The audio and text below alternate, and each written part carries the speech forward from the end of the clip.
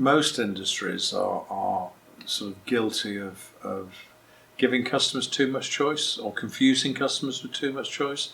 Our integrators and consultants, working and talking to end users, you shouldn't be concerned initially about what type of credential you're using, whether it's proximity or MyFit, but talk to the customers about how would they react, or how concerned would they be if the credential that they're giving to their employees or visitors to their building, if those credentials could be cloned.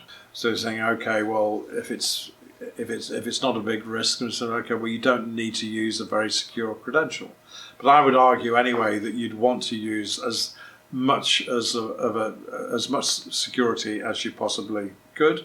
And gone are the times when, say 5 or 6 years ago, when there was a huge price difference between the traditional proximity, MyFair Classic and MyFair Plus and Desfire. So first and foremost, I'd say, okay, if your card population is cloned, what risks would that introduce to my business? If it's a high risk, okay, well that throws you down the avenue. Okay, I need a more secure card.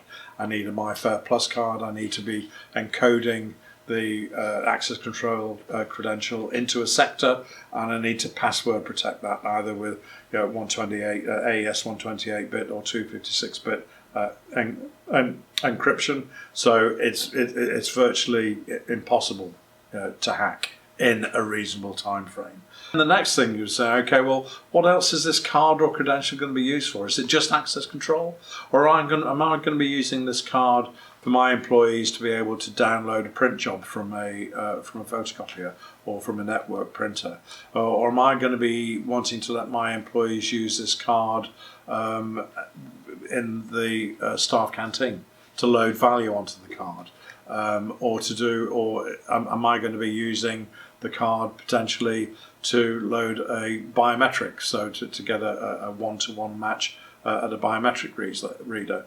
So you need to answer those questions, and that will guide you into the sorts of technology and the size of memory that you need on the card. So I think the onus is on our integrators and consultants to work with end users to really understand the risks associated, as I said, with cloning the card, but also what else this card is going to be used for.